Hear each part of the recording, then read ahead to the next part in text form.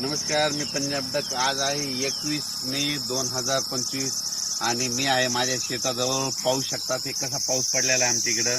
म्हणजे जवळपास 10 दिवस झालं सारखा पाऊस चालू. हे वडे नाले आमचे बांध फुटलेत.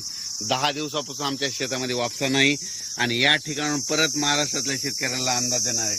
राज्यातल्या सर्व शेतकऱ्यांना सांगू इच्छितो की आज 21 मे, आज पण 21 मे ला दुपारी 3च्या नंतर राज्यात पुन्हा जोरदार पाऊस पडणार आहे. म्हणून हा अंदाज म्हणजे हा पाऊस 25 तारखेपर्यंत खूप पडणार आहे. त्याच्यानंतर 26, 27, 28, 29, 30 ला थोडा कमी प्रमाणात होईल. पण त्याच्यानंतर म्हणजे सांगायचं झालं 30 मे पर्यंत असा थोडा भाग बदलत पाऊस पडणार आहे. म्हणून राज्यातल्या सर्व शेतकऱ्यांनी काय करायचं, आता काय झालं, नेमका पाऊस खूप झाला, जमिनीमध्ये ओल देखील खूप झाली. पण काय झालं, शेतकऱ्यांच्या शेतच दुरुस्त नसल्यामुळं अडचणी येत आहेत. म्हणून राज्यातल्या सर्व शेतकऱ्यांना सांगू इच्छितो की तुम्ही काय करा, जशी वेळ भेटेल तसं काय करा, तुम्ही तुमचे शेत दुरुस्त करा. कारण की राज्यामध्ये आता जवळपास हे 25 मे पर्यंत तर मुंबई पुणे नाशिक नगर जिल्हा मुसळधार पाऊस पडणार आहे. म्हणून हा अंदाज लक्षात घ्या. आज देखील मुंबईला मुसळधार पाऊस असणार आहे. मुंबईकरांनी सतर्क राहण्याची गरज आहे.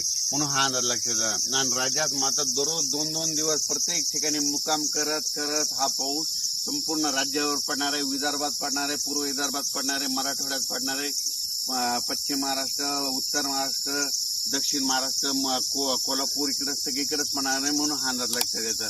म्हणजे सांगायचं झालं तर 25 मे पर्यंत खूप जोराचा पाऊस असणार आहे. ओढे नाले वाहणारा पाऊस असणार आहे. त्याच्यामध्ये वाऱ्याचं प्रमाण जास्त असणार आहे. म्हणून आणखीन एक खास करून, कारण की या पावसामध्ये सर्व माझ्या शेतकऱ्याला एक विनंती आहे की तुम्ही काय करा, तुमची ह्या 25 मे पर्यंत तुमची जनावरे असे झाडाखाली बांधू नका.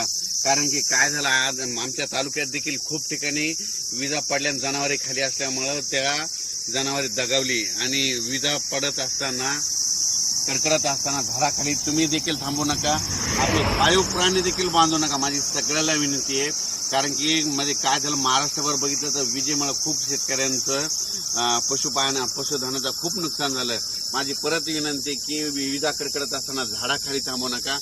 डायरेक्ट घर जवळ करा, पण कुठं म्हणजे झाडाखाली निवारा घेऊ नका, ही माझी विनंती आहे.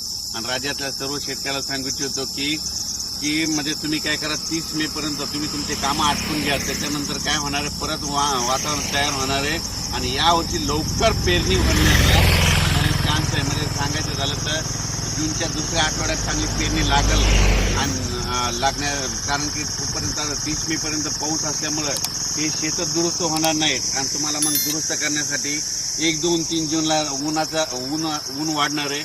1, 2, 3च्या दरम्यान थोडी उकाडा भेटणार. त्या सर्व शेतकऱ्यांना आपण आपले कामे करून घ्यावी.